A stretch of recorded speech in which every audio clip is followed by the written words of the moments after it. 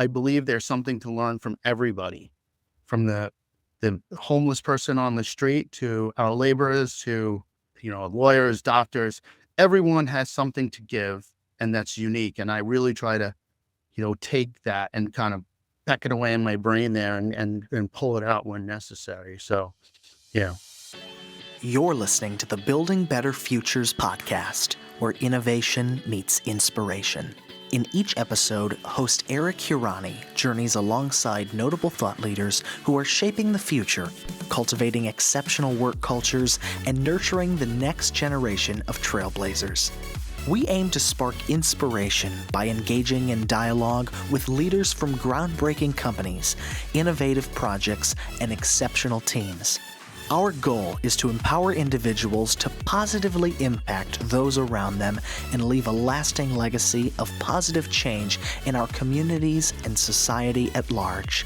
Let's dive in together and explore what it takes to build better futures, one conversation at a time. Today, I'm excited to be joined by Mike Gargiulo, president of Citnalta Construction Corp. Hey, Mike, good to see you. Good to see you too, Eric. Before we jump into a lot of the back and forth, I always like to start these podcast episodes with the section on good news and gratitude. Is there any personal or professional good news or gratitude you'd like me to share, or you'd like to share with the audience? Sure. So the good news is Citnalta is flush with capacity. So sometimes we say we're flush with work and we're working real hard. Right now, we've worked down a lot of projects and backlog, and we are flush with capacity. So we're excited about the opportunities that may be out there for us because we actually have a team to build these projects. So I'm excited about that. The gratitude, gratitude is something I live with and I practice daily, basically throughout the day. But, I'm thankful for God for creating this beautiful planet that we live on here.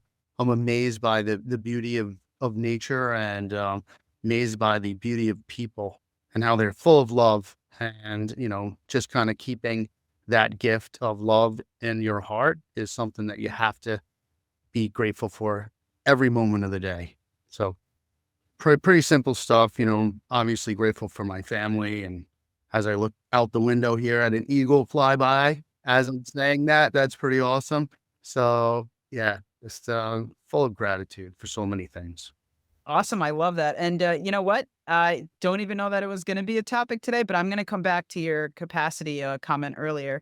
But in terms of practicing gratitude every day, I completely agree. And I love it. And I like to start the day by going to the gym. And I was texting my sister because she's also she likes to go to the gym about something. And one of her responses, in passing, was just listen, we should just be grateful every day that our bodies function and we can go to the gym. And she was right. And I was like, you know what? You're right. And I just in that moment became so grateful just for the fact that I could go to the gym, right? Not everyone can do that. And it was a really cool moment. So my gratitudes on episode day are always to the guests for you to take time out of your day. I know how busy you are and I know what an amazing company you run. And so I just thank you for being here. And my other gratitude that I will share, because you kind of prompted me with this, right before we jumped on this, is, I like to have coaches in my life. And one of my coaches is my business coach, and it's Kevin Donnelly. And you know Kevin well, Mike. And I'm grateful for him. He's really helped and shaped, a lot of what I do. In some ways, this podcast was inspired by him. He really pushed me to get out of my comfort zone. And I've talked about that on other episodes, but, I'm grateful for him to do that and kind of continue to push me every day. And, in a lot of ways, we've made some huge strides, great strides, really. And so, I always like to be grateful for that. Give him a call today and let him know that I will. Yeah. I'm gonna tell him. he's a fantastic human being. Yeah, no, he's great. He's great. And Lisa's great and his kids are, I know you know the family, so. Yes. All right, cool. So let's jump right into it. Before I ask you any specific questions, why don't you tell me a little bit more about yourself, right? Where'd you grow up? Where'd you go to school? How'd you get into this business or how'd you get into even this industry? Mm-hmm. So I was born into this business. My dad was the founder of Citnalta. I was born in Freeport, New York and grew up till about fourth grade in Freeport, New York. And the construction yard was my backyard and I'd play in the backyard and slide down the construction chutes for fun, and the climb scaffolding that was in a fenced-in area in my backyard as a young kid. So I really have fond memories of some dangerous playing in a construction yard. We moved out to St. James, out in Suffolk County. I finished my education at Smithtown High School. Then I went on to University of Hartford. Then I transferred to East Carolina University. Had a bunch of friends there, and they had a construction management program there that I enjoyed. Graduated with a Bachelor of Science, and I came back to New York and decided that I was going to start working in the family business, and I was going to apply to law school. So I got into law school. I was ready to go, and I had worked a year before I was planning on going to law school. And I said, you know what? Why am I going to law school? It's just going to take away my ability to learn for the next 3 years about construction. And I was concerned that I would come out with a lawyer's brain, an engineer's brain, or a people person brain, and I would overanalyze every contract and every interaction, and maybe it wouldn't be the best thing for my progression in the business.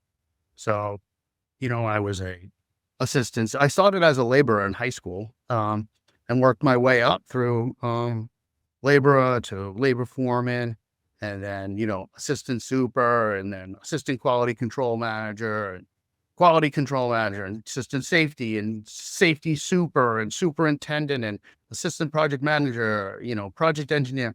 I basically wore every hat that you could possibly wear in the business, until about when I was a vice president in '04. My dad had been talking about retiring for several years. So we worked on the succession planning for many years. So I was taken to meetings with the bank and the bonding companies at a very young age. So they got to know me. And when he retired, he, was happily retired. He handed me the keys, sold me the business, and told me where to send the check. Right. Because that was, I was a reluctant president in '04. I was just about 30 years old, maybe 31 at the time. And, when you progress in a family business, and sometimes you get placed in a position that maybe you're not fully ready for, and you have to just kind of wear those shoes and grow into those shoes. So I had to take some time to grow into those shoes. And, it did, I'd say it took several years before I was a less reluctant president. And so, being born into the business, something I totally understand. I was definitely born into this industry, as were my brother and sister, and also having, like, let's call it an elevated title at a younger age. I can commiserate with that. I'm going to tell a quick story, but then I want to ask you a question about it. My story is really, I must have been in like my early to mid 20s. First contract I'm going to go sign right under like my company. And I get there, and the PM like looks at me. He's like, "All right, great. When's your boss going to get you?" And I was like, "What boss?" It's like, "I'm here. We've been negotiating this deal the whole time." And, we talked it through, and obviously it was okay because we had, like, I had the staff and the capabilities to do it, but it's one of those whirlwind experiences, right? You just don't have anything to stack it up against at the age of 24, 25, 23, whatever I was. Well, and you came into this industry, with a family name in the industry, right? And you had to really separate yourself from your dad's business and say, no, this is my business.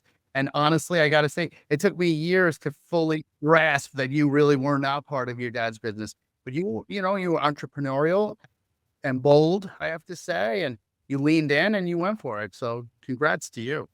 Thanks, Mike. Thanks. No, I appreciate that. And to this day, there are still people that, like our marketing team or pursuits manager, and if Andrew was on, he would he would tell you stories. But they'll be like, "No, you guys are on the team. Don't worry about it." And we're like, "No, we're not. We haven't been requested for any documents or anything." Like, yeah, we got Harani on the team. Don't worry about it. And Andrew will be like, "We're not Harani." Right? But the question I want to ask you, because you touched on a really interesting point, and I never thought about it from my own perspective, but I feel like maybe in some ways I'm still like kind of a reluctant president. What do you think you did that like helped you overcome that? How do you, and what do you, so if you're not a reluctant president, what do you consider yourself today? Oh, I consider myself more of a CEO today, even though I have the president's title. We have a robust staff that we've built around the organization, and really actually a co-CEO. Even though my title is president, I have a partner, Larry Sipon. He was a founder with my father. He's an amazing human being. He's an amazing partner, amazing father, and friend to so many, and a very close friend of my dad's. My dad had passed, but they were very close. And in a lot of ways, he has been a mentor to me. So, to answer your question about moving from a reluctant president to a CEO, really it takes experience. It's just putting the time in, learning from everyone you can possibly learn from.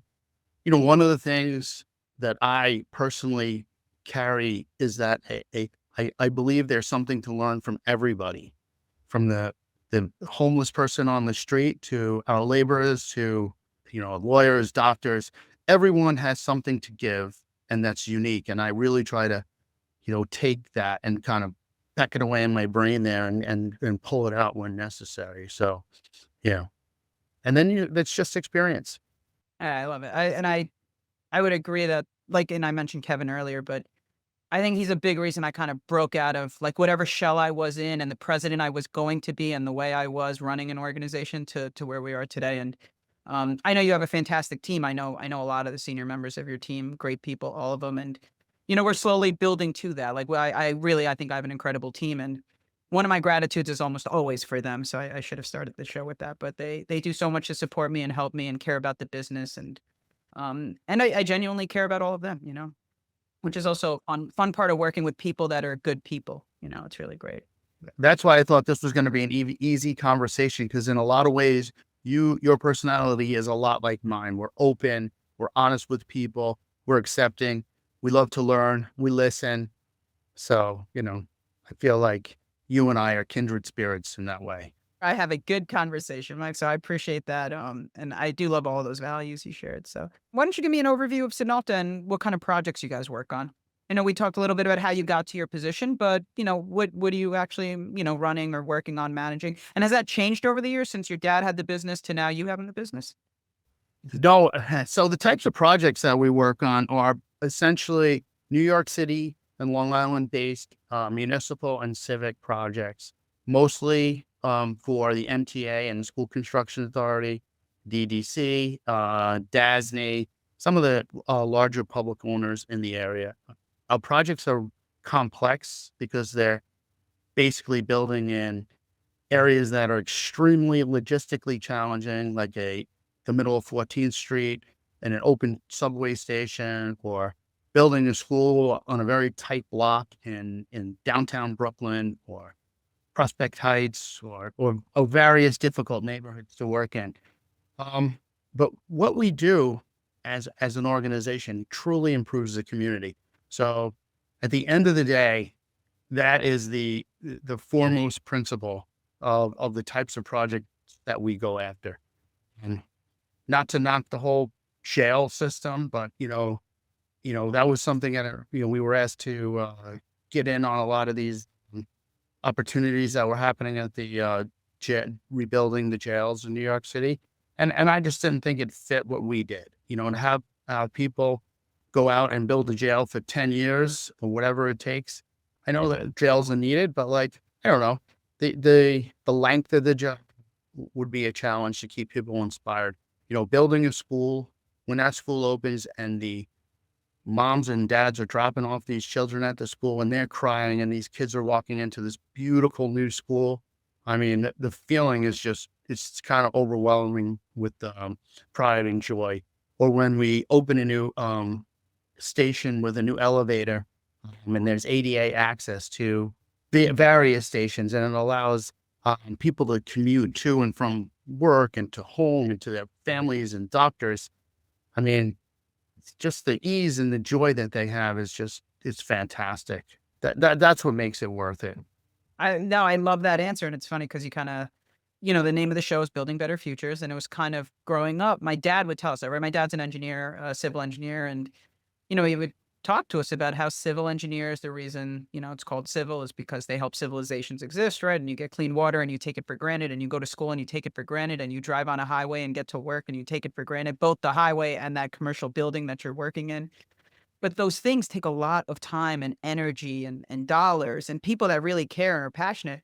And it's exciting when something opens, right? When we open more residential units to a community that needs them, or when you open a school and kids get to learn, right? I mean, that there's what's more altruistic than that, right? Than to give a student the opportunity to learn and potentially be the next Einstein or cure a disease, right? Like you don't know what you're doing, but you're opening up the possibility for them. Where if they didn't go to school or couldn't go to school, it's not even a possibility, right? Where are they going to end up? I couldn't agree more. I couldn't agree more. So many famous people came out of the New York City public school system. Great scientists, artists, business people. Yep. Yeah, they really leave a legacy. So, this is a great city we live in, and it's important to keep it moving forward. I always like to ask this question, and I'm going to ask it now because I think it tracks. What are some of the most like impactful projects you think you've worked on? And you gave your history of all the titles you held. So pick from any of your career, but do you have one project or a couple of projects that really stick out? Like, I'm so glad we built that and that community is still impacted by it today. Or I just loved being a part of that team for whatever reason, like you don't have to have a reason, but are there any projects that stick out in your mind as like particularly impactful? Sure, absolutely. PS 242, it was one of our first design build projects in Queens. And I actually happened to be on that project during the attack on the World Trade Center. I saw the second tower collapse from the roof of that building that we were building.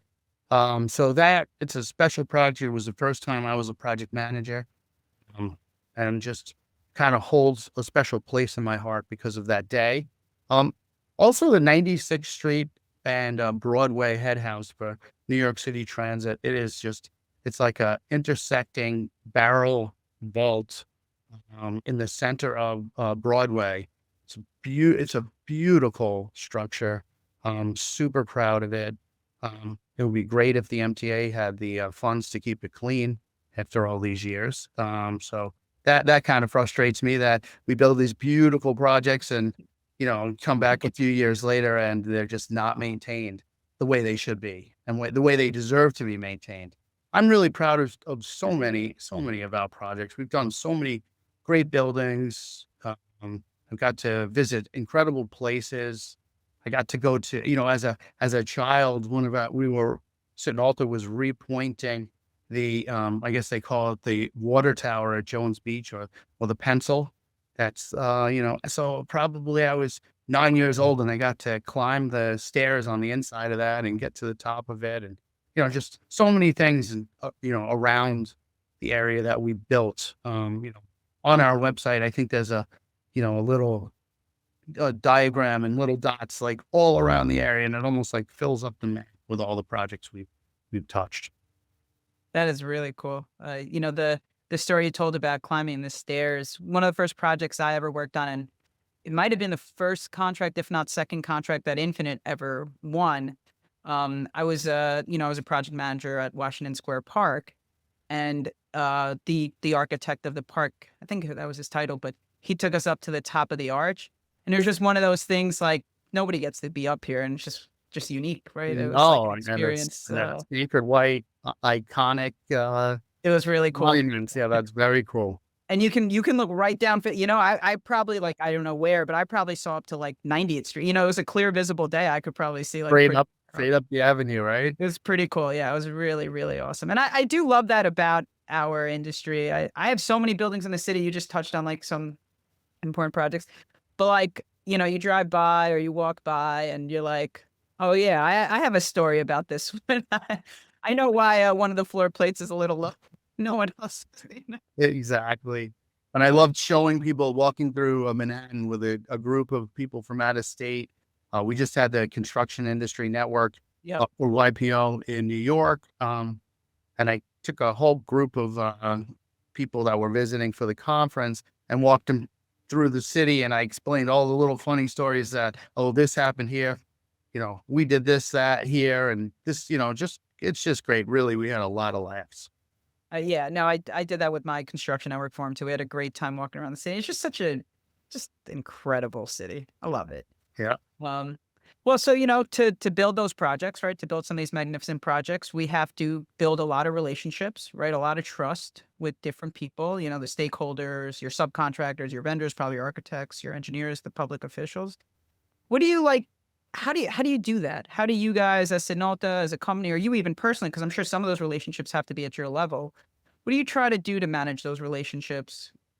I think it's relatively easy. Be yourself, be truthful, do what you say you're going to do, communicate if there is a problem, that, for whatever reason, what you said you were going to do is not possible anymore.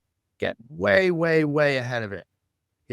Keep the lines of communication open. Always have an open door, and just be a quick phone call away from any of them and any of their needs.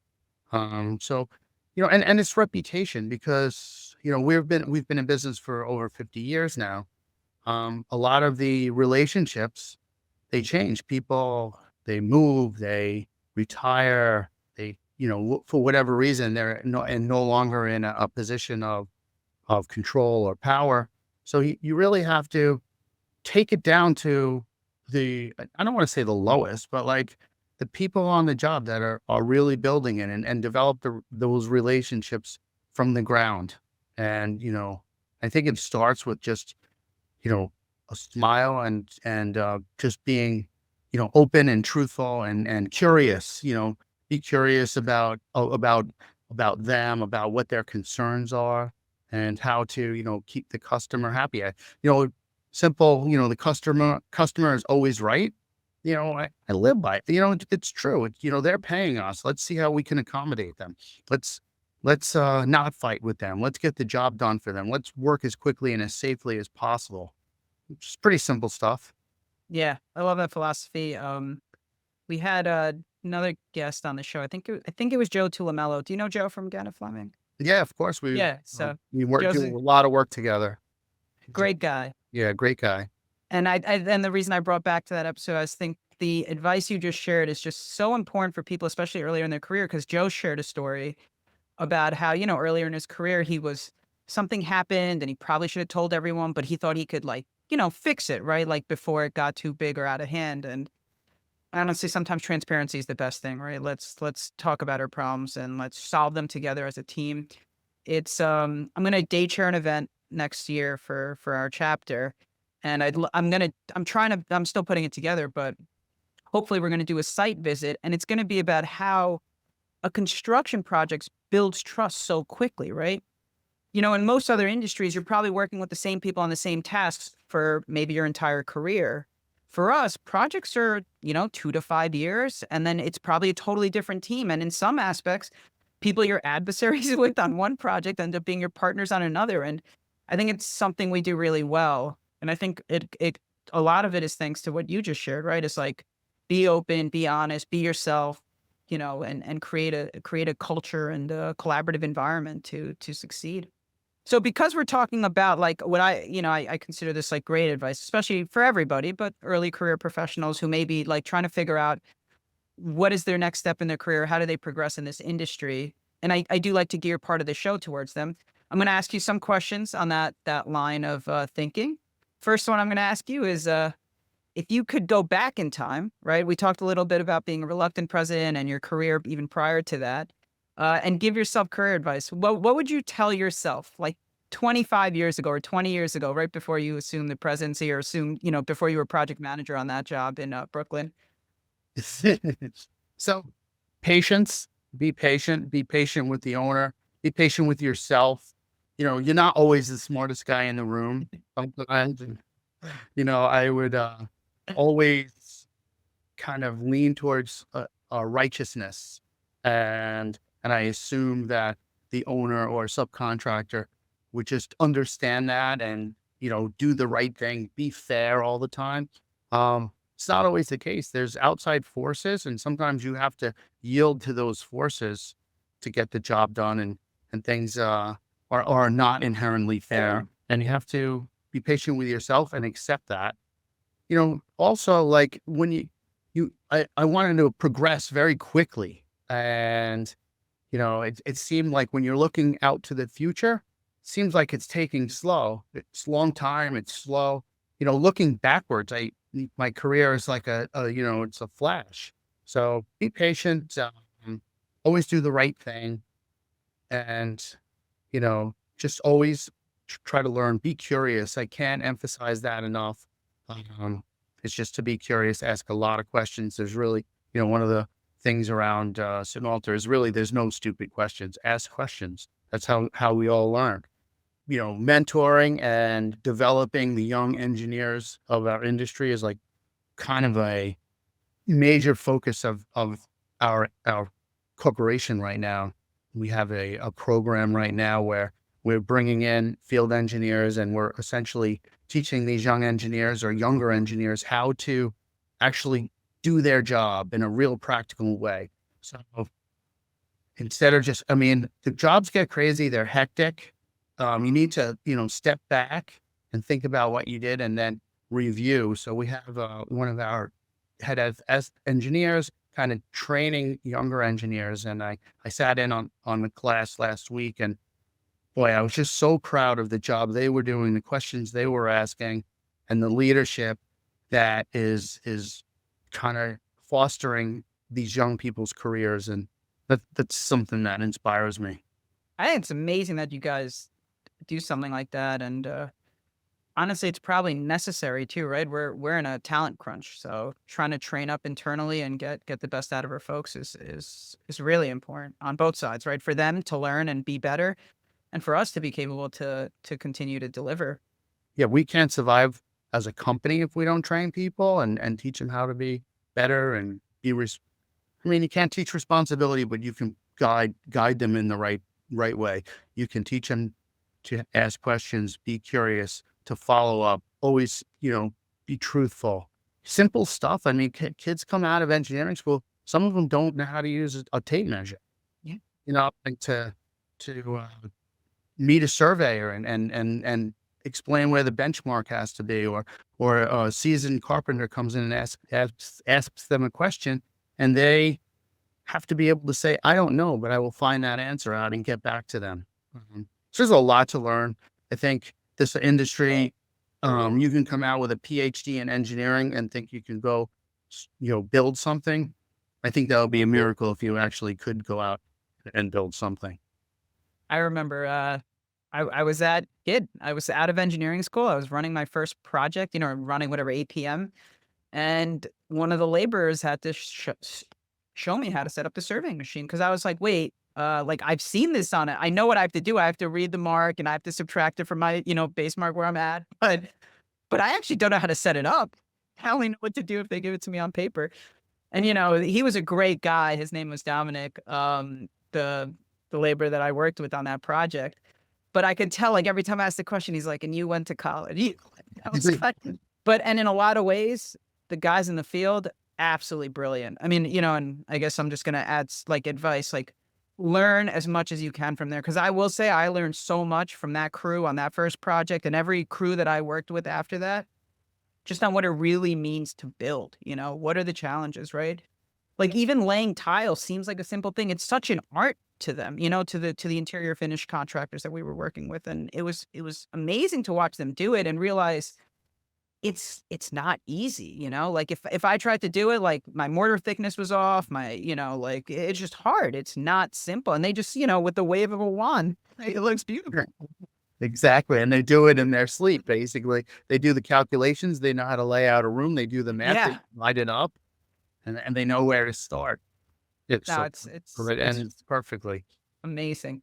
So I did want to ask you about earlier, you wanted to talk about like the A-team capacity, and we talked a little bit about the MTA and SCA, and where do you see like the budgets going now? What are your thoughts on that, just in general? Wow.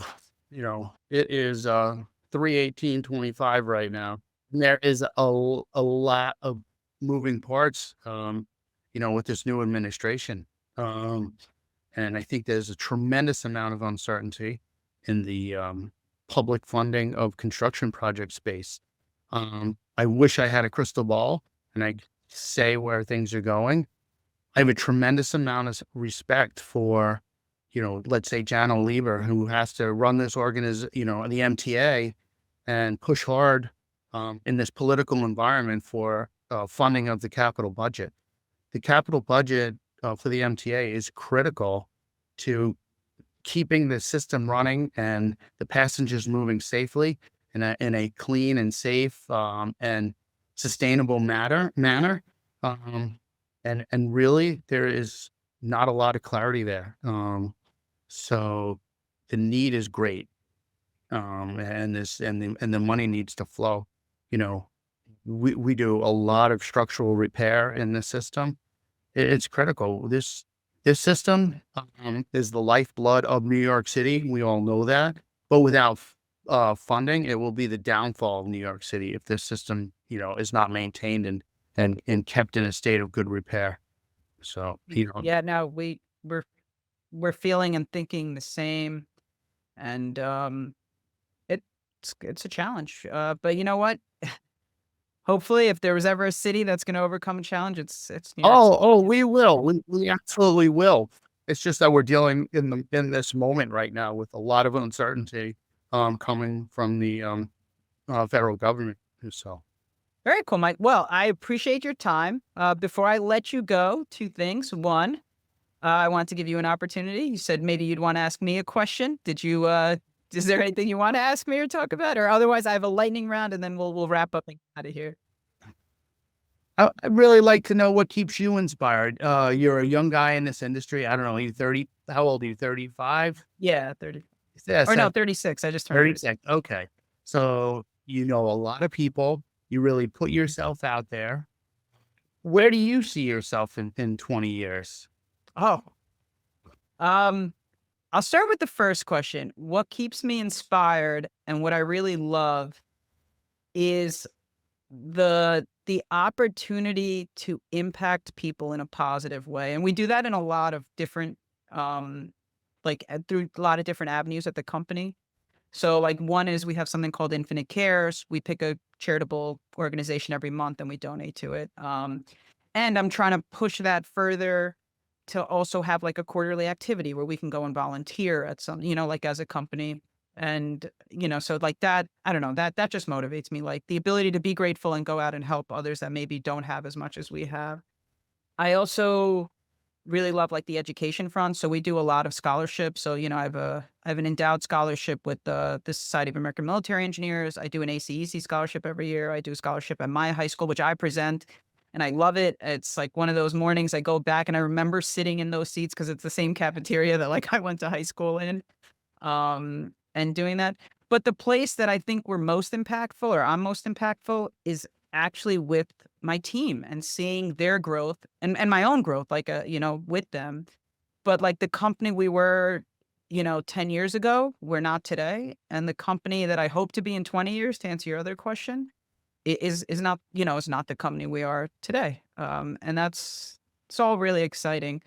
Where do I want to be in 20 years? Lots of places, but hopefully continuing to grow the company, maybe more regional, national type of environment. I'm recently just excited about like M&A stuff, and not that we have the wherewithal to do anything big, but I think that's exciting, potentially to a way to grow. I know, but you mentioned a lot of times, be curious and love to learn. And I actually made this my year of learning, like a conscious decision. That's my theme of the year. And so far I've taken an AI course, which was absolutely incredible. I just finished a finance course. So that was like me starting to understand like, what is the capital stack, right? And how do public and private markets like intersect and work? And what is alpha and what is beta? And like these things I'd heard in conversation because fortunately I normally talking to like, intelligent people, but things I like didn't really understand, and I would just nod along like, oh yeah, that sounds like a great idea. And now I can kind of understand it a little bit more. So I hope I continue to learn. I'm just that's kind of what inspires me. I don't know, getting better every day. I feel like that sounds cliche, but I But really it's true, try. Eric, and I Yeah. see it in you. I see you get better. I've known you for several years now, and I see the growth of you personally. I've seen the growth of your company, and I'm excited to see the growth in 20 years. There's no doubt in my mind that you will be a national company, maybe even international at some point. So just keep on keeping your head down and being curious and plodding along, and you're going to do it. There's no doubt in my mind. So, but take the time to, enjoy your family, enjoy your life, Yeah. and have balance there. Don't get so wrapped up in it. It's the big, yeah, in a lot of ways, the harder it gets. The problems do multiply the bigger you get. Yeah. There is a happy median, and I I I really try to schedule time out for the family. Unfortunately or unfortunately, my family is in this industry, so a lot of the industry time we spend, we are spending together, That's getting, nice. but it is fun. We really enjoy it. But I appreciate the kind words, and yeah, just advice for everybody, right? Like if you have a vision or a mission or a goal, apply yourself to reach it, and you probably can, right? You definitely can. So, all right, let's go through our lightning round, and then we'll wrap this up here. So, do you speak another language, Mike? No, I didn't, No. Okay. unfortunately. No, no, that's fine. As an Italian American, I don't know why my dad didn't teach it to me. Well, I'm sure you know enough to answer this. So the lightning round question is, what's your favorite word in another language? Do you have a favorite word? I can't say it. No. Right. I could say it. Fangul. Perfect answer. Do you watch movies or do you watch TV? What do you do in your spare time? I'm a big CNBC guy. I love to Okay. watch the Yes. markets. That's something I really enjoy. I get a lot of insight I really get my news from following the markets. There's intelligence in the markets that I appreciate. That's something that I enjoy. I'm not such a big movie guy. Yeah, CNBC. And I remember actually we were meeting in your office and you had it on the TV, and like, that was one of the times I was like, wow, I really should pay more attention to this kind of stuff, like, cause I don't. I mean, I check the market every morning just to see if it's up or down, but I don't pay any deep attention to it. All right, last lightning round question. If you could have any superpower, what would it be? Oh, I'd like to be able to fly. Yeah, Yeah. I like Yes, that. just fly. I think, I'm an observer. So Okay. I'm like, what a better place to observe than from the sky. That's awesome. Well, Mike, I want to thank you again for being on. I know you're super busy, and we didn't even talk about, but you guys work on so many incredible projects. And it's great to be a partner. And even when we're not, it's just great to see you guys succeed and have, deliver some amazing products to all the clients you work with. I appreciate you doing this, Eric, and keep it up. It's a great thing to do for the industry and kind of develop a knowledge base from the people you speak to. Yeah, I learned a lot. You said it during the show, right? Yeah, everyone's got, you can learn something from everyone. And I do believe that. And I always learn something from these episodes. So with that, I'll say thank you, thank the audience, and we'll include any resources we mentioned in today's show notes. Otherwise, thanks for listening, and keep an eye out for our next episode. Thanks so much. Thank you. Thanks for joining us for another episode of Building Better Futures. The show notes include links to any resources mentioned in today's show. If you're enjoying our podcast, please subscribe so you never miss an episode, and leave us a 5-star review. This episode is brought to you by Infinite Consulting Corp, your go-to firm for MBE certified project and construction management consulting. Discover how Infinite can help you build a better future at infiniteconsultingcorp.com.